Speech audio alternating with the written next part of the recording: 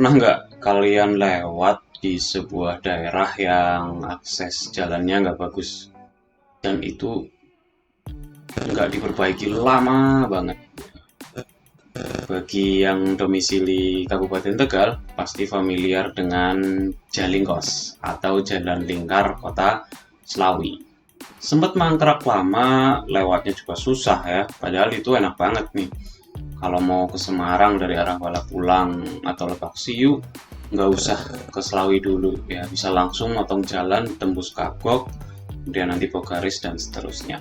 Ya, tahu siapa di sini yang baru aja dapat EKTP dalam waktu dekat yang bentuknya chip seperti ini ya.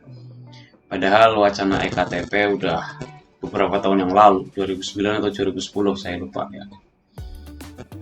Apa perasaan kalian ketika memegang bentuk fisik EKTP? Ya, kaget kayak semacam cuma gini doang nih. Ya, mana komponen elektroniknya ya pada atau EKTP-nya. Ya.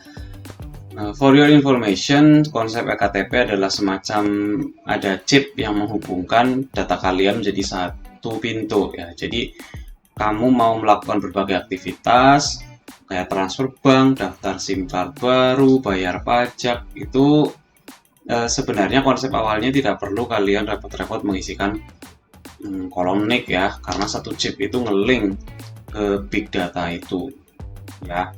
Saya sendiri juga punya pengalaman tidak cukup menyenangkan terkait dengan iktp ya. Saya sempat menggunakan suket alias surat keterangan yang bentuknya besar ya, dalam jangka waktu lama tuh. Alasannya belangko iktp-nya habis hampir setahun ya. Balik lagi ke capil, habis lagi, dikasih surat keterangan yang kertas gede itu lagi, balik lagi kayak gitu lagi, selama berbulan-bulan gitu terus ya. Ini konsepnya itu seperti bayangin aja kamu dengar ada yang jualan es krimnya enak ya, kamu tergiur dengan promosinya, bahkan disuruh ya kalau konsepnya ya. Oke, ketika kamu ke toko tanya es krim yang dimaksud yang enak banget itu, dijawab, wah maaf mbak, maaf mas, stoknya habis. Oke, besoknya kamu datang ke situ lagi karena kamu dengar yang jualan itu produknya enak. Kamu ke situ lagi, stoknya habis lagi. Minggu depan kamu ke situ lagi, es krimnya habis lagi. Bulan depan kayak gitu lagi ya. Padahal kalau promosi bisa kayak, guys ini tuh enak itu guys, es krimnya mau meninggoy ya, bikin kamu penasaran ya. Tapi ketika kamu mau beli, mau coba, stoknya habis, datang lagi, bolak-balik lagi, habis lagi ya. Yang ada di benak kan, ini niat jualan enggak sih, kan gitu. Nah itu yang terjadi di iktp. Dan seperti yang kita tahu, ada mega korupsi di dalam EKTP ini. Inilah ya yang dari yang kalian rasakan, dari yang saya rasakan, itu korupsi bukan hanya sebatas kerugian uang negara. Kalau pemberitaan kan sebuah korupsi terungkap, kasus korupsi yang terbaru kerugian negara sekitar segini miliar. Tapi ada efek domino kepada kita rakyat jelata ya. Setidaknya ada dampak yang gede banget dari korupsi ya. Nah pada pembahasan kali ini kita akan bahas dampak masif korupsi ya. Masif, bukan demasif yang saya lupa lagi lagunya, pokoknya kayak gini lah ya. Oke, ada beberapa dampak korupsi. Oke, CPMK atau capaian pembelajaran mata kuliah, kalian nanti mengetahui akibat perbuatan korupsi itu apa. Kemudian kalian juga memiliki empati kepada korban korupsi ya, empati kepada korban korupsi. Berarti kalian empati kepada diri kalian sendiri dan pada masing-masing teman kalian, karena kita semua adalah korban korupsi ya. Kemudian kalian juga mampu menghindari perbuatan dan perilaku korupsi. Oke, nah ada beberapa dampak korupsi ya, dimulai dari ada dampak ekonomi, kemudian sosial kemiskinan, ada birokrasi dan politik demokrasi, dampak juga mengarah kepada penegakan hukum, ngefeknya ke hankam atau pertahanan keamanan, dan yang paling menyebalkan adalah dampak ke lingkungan. Ya, oke, pada video kali ini akan saya buat 2 sesi perkuliahan, jadi kita bisa fokus mereteli atau mendiskusikan beberapa efek yang muncul gara-gara korupsi ini ya. Kalau ada 7 dampak, 1, 2, 3, 4, 5, 6, 7, betul. 7 dampak ini dibahas dalam satu video, saya khawatir kalian malah jadi nggak bisa mendiskusikan secara rinci ya. Oke, durasinya juga nanti kelamaan. Oke, yang pertama, dampak ekonomi. Nah, jadi polanya tuh gini, korupsi, kemudian investasi turun, ya, ekonomi lesu, kemudian sosial masyarakat yang kena, ya. Ada perusahaan nih mau invest nih, kan mikir-mikir juga kan. Ini kalau aku ngasih uang, aku buat invest di sini, duitku hilang nggak ya? Nanti aku bisa dapat untung nggak ya? Nah, sama kayak kamu ikut arisan, ya, iuran ke siapa nih? Ya ditunjuk 1 orang atau 2 orang lah ya. Kamu udah iuran banyak, udah iuran rutin ya, sampai kira-kira bulan ke-3, bulan ke-4 ya kabur bawa uang anggota arisan ya. Uang yang kamu setorkan dengan harapan dapat keuntungan, dapat ya namanya arisan ya. Kadang kan kita butuh bulan ini butuh banyak ya, semoga dapat arisan ya, ternyata kamu tidak akan pernah mendapatkannya, kamu tidak akan pernah mendapatkan keuntungan, malah hilang. Nah, ini sekupnya negara ya, maka sangat berdampak pada ekonomi. Pola kedua nih, ada investor, katakanlah saya investor ya, saya perlu izin dong ya untuk menjalankan usaha saya. Kemudian izin ke pejabatnya minta duit ya, biaya produksi barang jadi naik dong, karena modal saya yang harusnya diperuntukkan untuk membangun usaha tapi kepotong buat izin ke pejabatnya ya, jadinya harga pasar naik, perekonomian juga jadi lesu. Oke, biar dapat gambaran saya kasih ilustrasi gini. Katakanlah saya seorang pengusaha pabrik gula, amin ya. Misal saya punya modal 100 juta, dialokasikan rencana awalnya 30 juta untuk lahan pabrik ya, babat alas, buka lahan ya. 50 juta mesin dan peralatan, kemudian lahan tebunya saya kontrak misal 19 juta, kemudian 1 juta administrasi izin yang sesuai perda, kan tetap dong ya. Nah, pas tuh. Nah, ini tapi di bagian adminnya yang saya alokasikan hanya 1 juta, ternyata menjadi mintanya 10 juta. Udah gitu berlapis lagi ya, minta izin ke daerah kabupaten ada biayanya, naik ke provinsi ada biayanya ya, mumet dong saya, ongkos produksi naik.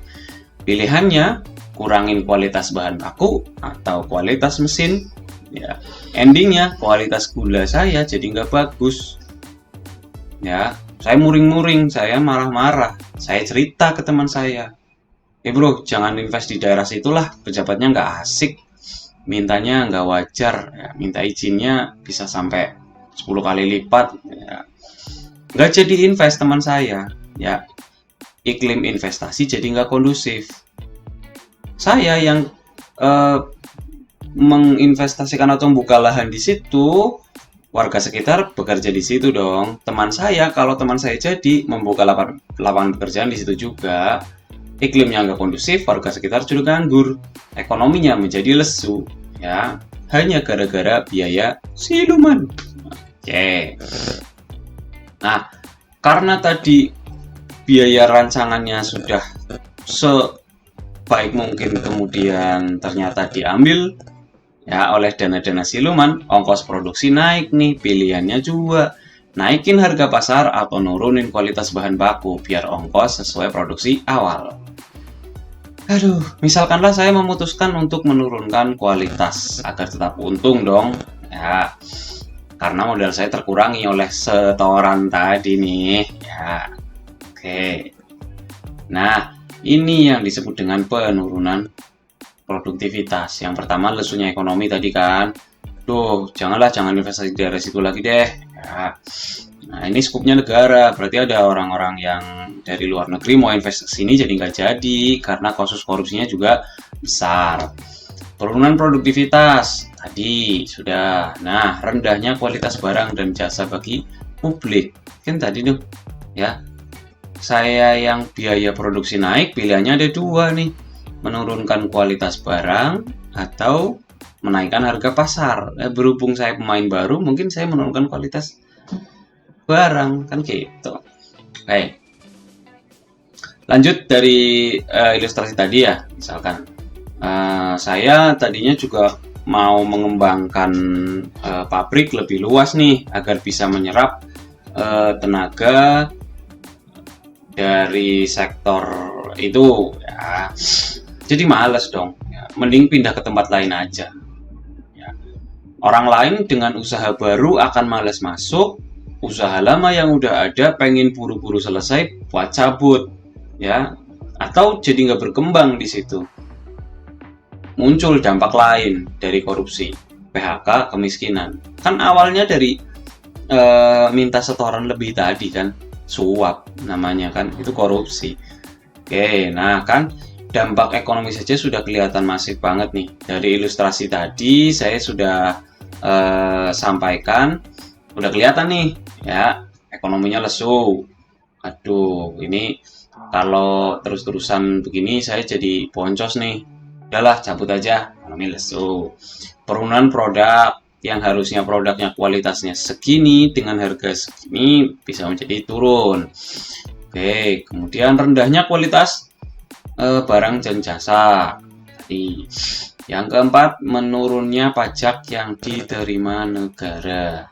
Ya dong, otomatis kalau saya berkembang kan saya juga bayar pajak ke negara. Kalau teman saya nggak jadi invest, ya berarti kan dua perusahaan nggak jadi dapat pajak di situ. Ya, begitupun dari kalangan masyarakat umum ya. Ya kalau kita tahu pajak kita dikorupsi pasti males dong. Ini ibarat kata saya mau iuran arisan tapi udah tahu nih pengelola arisannya bakalan kabur ya. Males ya, padahal kampanyenya taat pajak ya. Akhirnya orang-orang malas bayar pajak. Kalau nggak ada pajak gimana bangun negara? Ya mau bangun jembatan gimana, mau benerin jalan gimana? Ya. Yang kelima, hutang. Nah ini hutang negara harus terus berjalan. Bukan harus terus berjalan sih, terus berjalan. Dan pelan-pelan harusnya dilunasi, tapi anggarannya defisit. Akhirnya utangnya nambah. Karena pajaknya pemasukannya kurang, sedangkan kebutuhannya banyak, perlu dana dong, utang lagi. Utang dibebankan kepada siapa? Ya kita-kita ini, ya. Bayar utang kan salah satunya bayarnya pakai pajak ya. Tadi, kalau beban utangnya semakin naik, konsekuensinya pungutan pajak ke depan juga semakin besar. Siapa yang kira-kira 10, 20 tahun, 30 tahun akan mendominasi negeri ini? Ya saya ya kamu. Ya, kamu paling 5 tahun lagi lulus, 10 tahun lagi udah bekerja, udah berpengaruh di negeri ini ya. Ya walaupun nggak semua sih. Oke. Nah, kalau ke depan bebannya semakin naik, konsekuensinya pungutan pajak juga semakin besar. Nah, jika tarif pajak naik, atau biasanya gini nih, pajaknya nggak naik, tapi objek yang terkena pajak bertambah. Ya, contoh wacana sepeda kan. Oke, otomatis beban yang ditanggung masyarakat juga meningkat. Ya, sampai ada wacana sepeda kena pajak sama kayak motor dan mobil, itu kan menunjukkan bahwa per individu ini beban untuk bayar ke negaranya semakin banyak. Nggak cuma PBB, nggak cuma pajak kendaraan aja. Ya, ada wacananya sepeda. Nanti jangan-jangan lambat laun HP juga ada pajaknya untuk mengendalikan. Siapa tahu ya kan? Ya.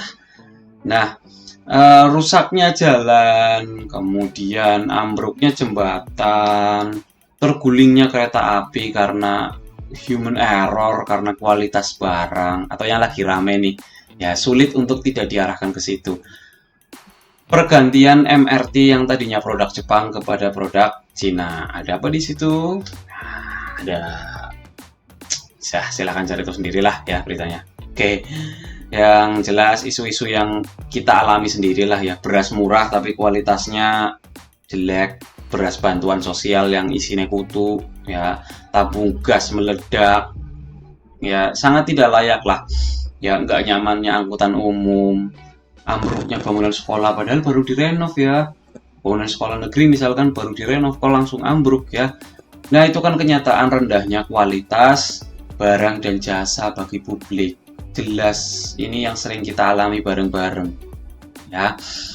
Nah kalau dipikir-pikir sebenarnya ada pihak yang bertugas memastikan kualitasnya terjamin, quality control lah, QC ya.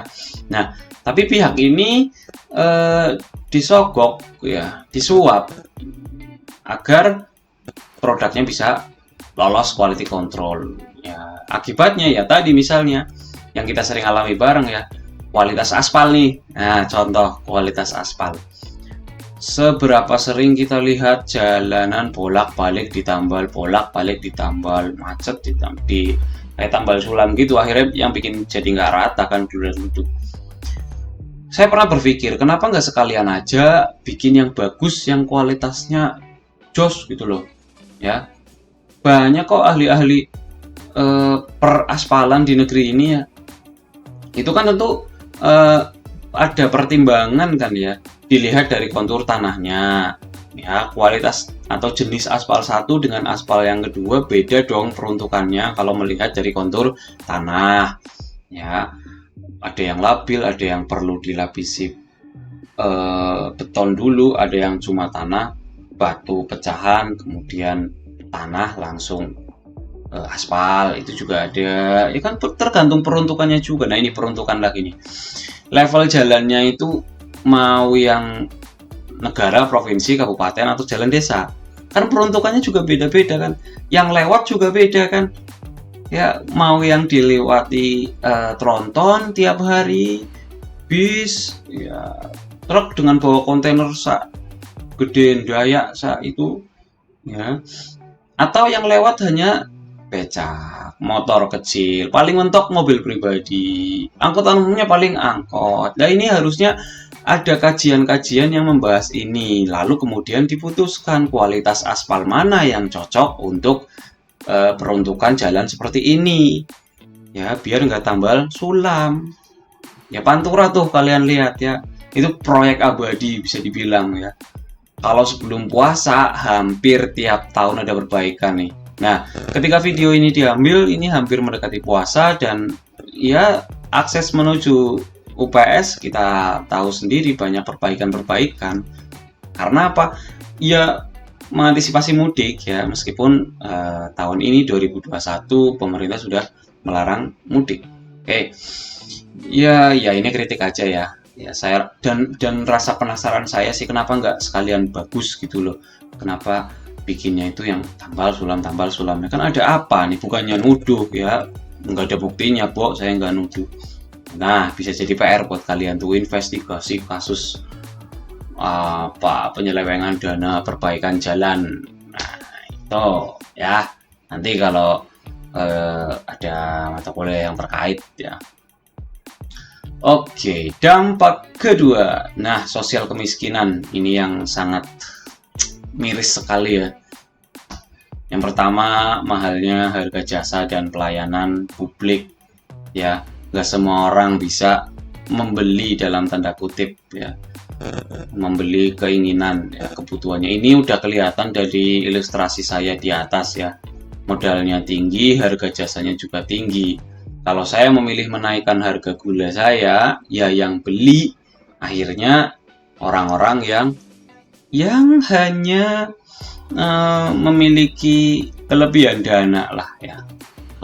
Kalau saya punya uang segitu untuk membelikan produk saya, eman-eman mau makan yang lain, sekolahnya gimana, listrik dan seterusnya ya. Kemudian pengentasan kemiskinan akhirnya berjalan lambat. Nah, ini nih yang sulit ya. Ini semacam kayak ada lingkaran setan di sini nih. Ya.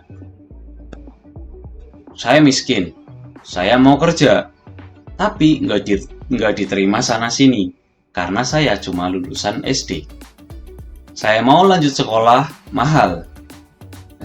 Saya mau entrepreneur, mau bikin pekerjaan sendiri, nggak punya modal. Ya, jangankan modal buat beli kebohongan, buat beli kebutuhan pokok aja susah. Ya kan? Mau kerja apa, skill juga nggak ada. Mau ikut pelatihan skill di lembaga pelatihan, nggak punya uang. Ya, ini ilustrasi ini kalau lihat dari sudut pandang pribadi sih masih ada jalan kok, ya kan? Ada YouTube, semua ilmu sekarang mau tutorial apa, mau meningkatkan skill apa, semuanya ada di YouTube ya, gratis. Ya, zaman sekarang kan ilmu udah ada di YouTube ya. Nggak punya kuota, ini dari sudut pandang pribadi ya, cari gratisan wifi. Ya banyak kok dengan dia di kampus juga ada. Nah, tapi saya pengen lihat dari sudut pandang lain ya, yang tadi nih tentang pengentasan kemiskinan yang berjalan lambat. Oke, pengentasan kemiskinan kan tanggung jawab negara ya, undang-undangnya jelas, fakir miskin dan anak terlantar dipelihara oleh negara. Tapi buktinya, ya silakan jawab sendirilah ya. Oke, yang ketiga terbatasnya akses bagi warga miskin. Nah ini lanjutnya nih, terbatasnya akses bagi masyarakat miskin nih. Ini yang disebut dengan privilege tadi ya, nggak semua orang bisa menikmati. Oke, yang tadi mau sekolah mahal, aksesnya hanya bisa dipenuhi oleh orang-orang kaya. Ya namanya privilege, kan ada tuh quote, biasanya ada tuh, kunci kesuksesan dalam hidup adalah kerja keras. Kemudian atau kunci dalam sukses berwirausaha adalah fokus dan tidak mudah menyerah. Yang ngomong siapa? Anaknya Haritanu. Wow, ya bener sih ya. Tapi kan dia nggak mikir besok mau makan apa. Dia nggak mikir anaknya susunya habis, pampasnya juga butuh.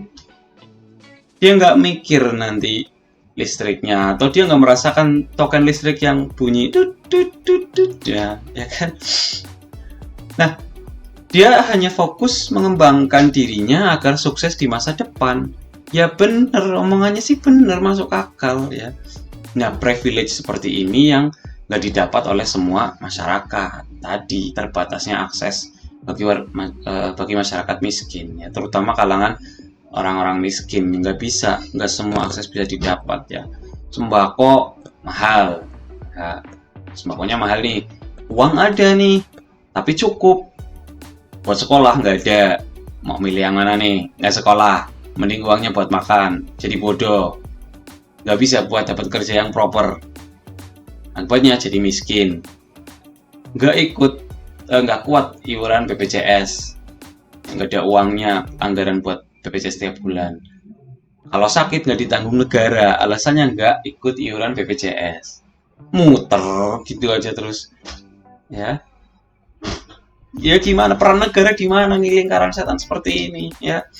Sama kayak kejadian ketika tes corona akhir-akhir ini ya. Mulai dari rapid, swab antigen sampai swab PCR. Pemerintah menyediakan alatnya. Tapi kita harus bayar, bukan fasilitas. Kemana uang pajak, kemana iuran BPJS? Kenapa nggak bisa include BPJS? Ya, rapid kurang lebih 150. Ya, swab antigen kurang lebih 400, 450, 500, setengah juta, Bo. Kemudian belum yang PCR, hampir 1 juta lebih pasti ya. Belum juga hasilnya nggak bisa diketahui saat itu juga. Kemarin saya dapat dengar cerita, katanya juga antri 2 hari 3 hari lah kalau menggunakan rumah sakit negeri ya. Kalau swasta lab, tesnya pagi, sore, atau besoknya juga bisa diambil. Oke. Akses kesehatan pada akhirnya hanya bisa diperoleh hanya bisa dinikmati oleh kalangan yang kuat bayar. Ya kan? Pada akhirnya sila kelima berubah menjadi keadilan sosial bagi seluruh rakyat yang punya uang karena akses terbatas bagi masyarakat miskin. Karena apa? Karena korupsi. Oke, berikutnya meningkatnya angka kriminalitas. Nah, ini pakai ilustrasi tadi ya, yang bisa dilanjutkan nih, yang kayak lingkaran setan tadi tuh. Ya, nggak kuat beli sembako. Ya, lambung kudu tetap giling nih. Ya, nggak punya uang. Akhirnya ada orang lewat, dirampok, dibegal, dipalak, dan kawan-kawan. Ya, belum lagi dalam sekupnya besar mafia ini sulit diberantas oleh pemerintah. Nggak tahu memang sulit atau memang ada orang pemerintah yang ikutan main, saya nggak tahu. Ambil contoh mafia bola kemarin ya, PSSI ya, mau dibawa kemana begitu. Mata Najwa aja sampai berjilid-jilid bahas mafia bola ini ya. Kenapa timnas sepak bola kita nggak pernah bisa menyaingi Eropa, Brazil, atau Amerika lain, bahkan Asia sendiri, padahal secara talenta nggak pernah kalah. Kalau di level junior, bocah-bocah kerucil-kerucil nih, Indonesia bisa ngimbangin negara-negara yang dengan sepak bola kulturnya kuat ya. Bahkan pernah dapat juara, berprestasi di Danone Nation Cup ya, itu langganan berprestasi nih. Tapi kenapa kalau udah masuk ke level gede, udah masuk ke senior, itu nggak berprestasi? Asia Tenggara aja jeblok ya, karena ada korupsi, ada mafia bola, pengaturan skor, dampaknya sistemik kan ya. Bagi yang slow dan hobi nonton, ada salah satu tontonan favorit saya mengenai skandal mafia ini, Vagabond ya, tonton tuh. Oke. Yang kelima, solidaritas sosial semakin langka dan demoralisasi. Ini nih ya, yang bikin geram itu ini nih, solidaritas sosial.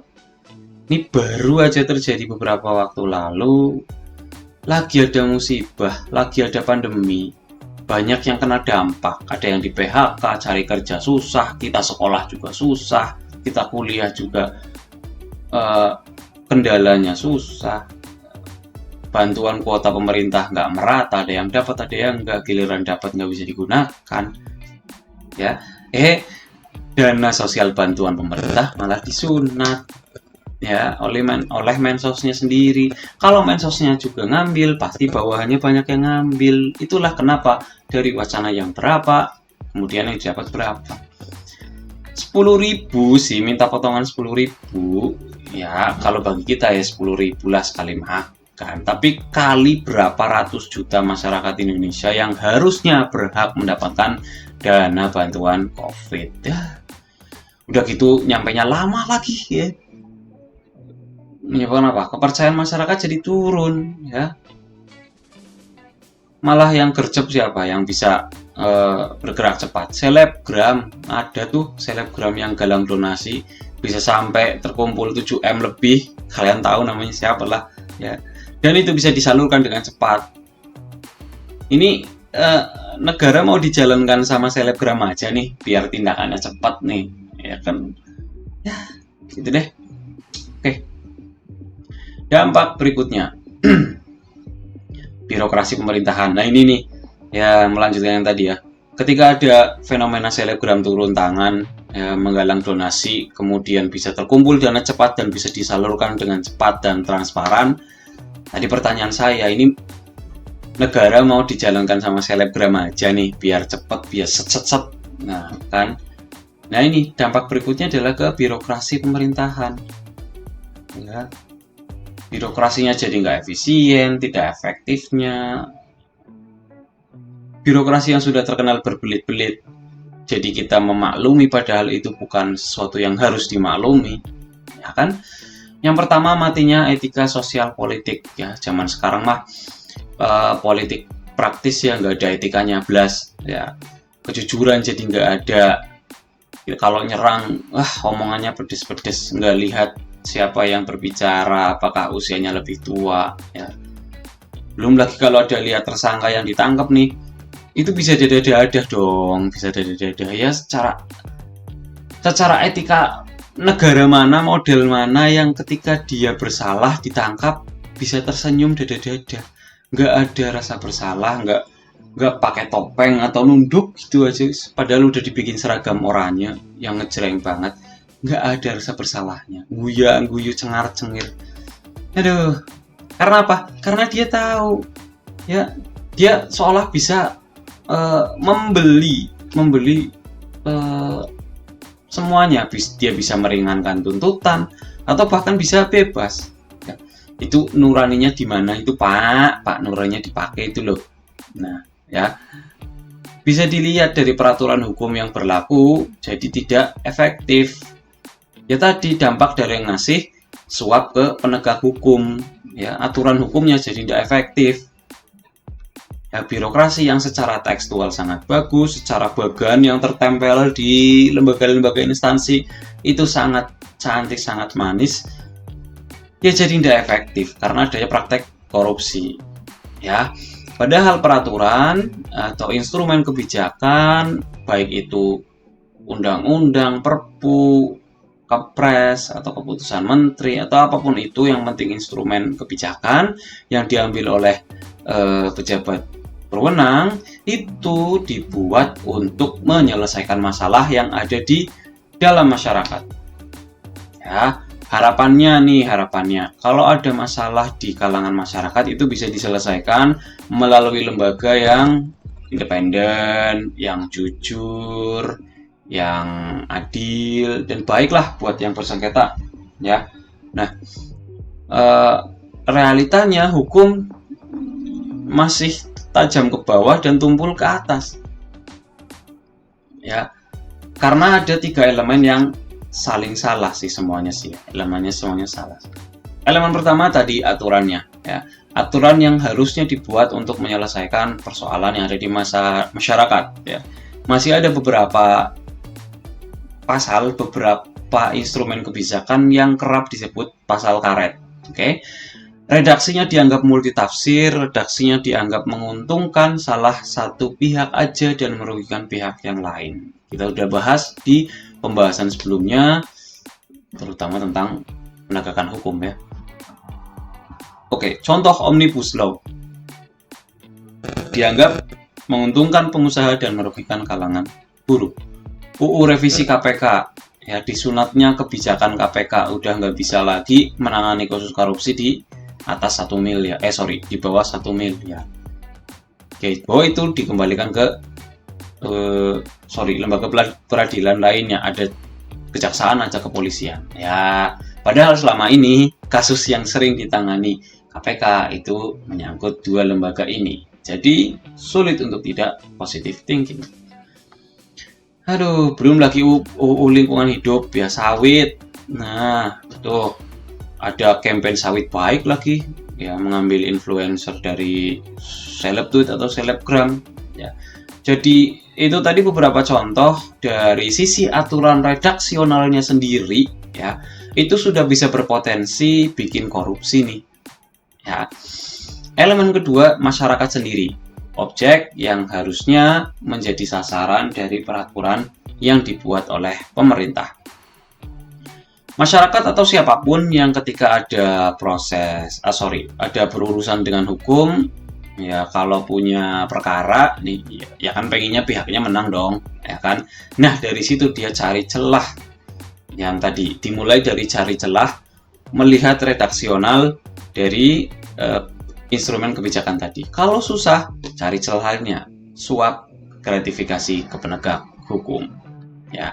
Elemen ketiga, apa yang dilakukan elemen kedua bisa lancar kalau elemen ketiga sama-sama menjalankan praktek busuknya, ya. Elemen ketiga dari si penegak hukum itu sendiri.